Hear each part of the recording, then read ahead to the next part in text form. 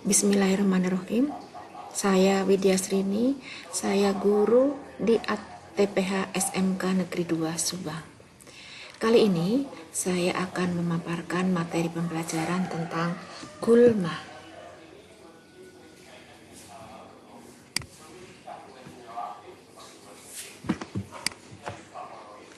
Pengertian gulma. Secara umum, gulma dapat didefinisikan sebagai kelompok jenis tumbuhan yang hidupnya atau tumbuhnya tidak dikehendaki oleh manusia karena dianggap mengganggu dan bisa merugikan hasil tanaman yang dibudidayakan. Keberadaan gulma menurunkan hasil karena mengganggu pertumbuhan tanaman produksi melalui kompetisi.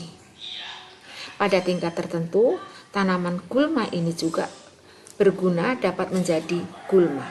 Sebaliknya, tumbuhan yang biasanya dianggap gulma dapat pula dianggap tidak mengganggu. Contoh, kedelai yang tumbuh di sela-sela pertanaman monokultur jagung dapat dianggap sebagai gulma. Namun, pada sistem tumpang sari keduanya merupakan tanaman utama. Meskipun demikian, beberapa jenis tumbuhan dikenal sebagai gulma utama seperti teki dan alang-alang. Pengaruh gulma pada tanaman budidaya. Pengaruh ini ada pengaruh yang merugikan dan juga ada yang pengaruh yang menguntungkan. Kita bahas dulu pengaruh yang merugikan. Mempunyai pengaruh persaingan atau kompetisi yang tinggi dengan tanaman budidaya. Dalam hal ini adalah persaingan dalam memperoleh sinar matahari, unsur hara, dan air. Pengaruh merugikan yang lain dari gulma adalah sebagai rumah inang sementara dari hama dan patogen penyebab penyakit tanaman budidaya. Yang ketiga, mengurangi mutu hasil panen tanaman budidaya serta menghambat kelancaran aktivitas pertanian. Kita perhatikan di gambar ini contoh gulma yang merugikan, yaitu menghambat aktivitas budidaya.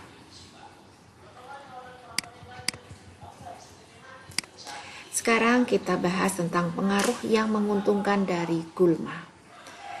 Pengaruhnya terhadap tanah. Gulma yang perakarannya dalam mampu memompa unsur hara dari lapisan tanah yang dalam ke permukaan, sehingga dapat dimanfaatkan oleh tanaman budidaya perakarannya yang dangkal. Yang kedua, pengaruhnya terhadap populasi organisme pengganggu tanaman budidaya. Ada patogen yang lebih suka hidup di gulma daripada hidup pada tanaman budidaya. Gulma memberikan habitat bagi musuh alami patogen tanaman budidaya. Pengaruh yang ketiga yaitu terhadap ekosistem pertanian. Gulma sebagai salah satu komponen ekosistem merupakan salah satu pengendali dalam kesetimbangan ekosistem. Kemudian, pengaruh menguntungkan yang berikutnya bagi pertanian secara umum, gulma dapat meningkatkan daya saing tanaman budidaya dengan adanya keberadaan gulma tersebut. Kita perhatikan pengaruh yang menguntungkan dari gulma. Gulma sebagai salah satu komponen ekosistem yang berperan dalam kesetimbangan ekosistem tersebut. Jenis persaingan yang terjadi antara gulma dan tanaman budidaya, persaingan sinar matahari, persaingan unsur hara, dan persaingan air. Demikian yang bisa saya sampaikan untuk pertemuan kali ini. Semoga bermanfaat.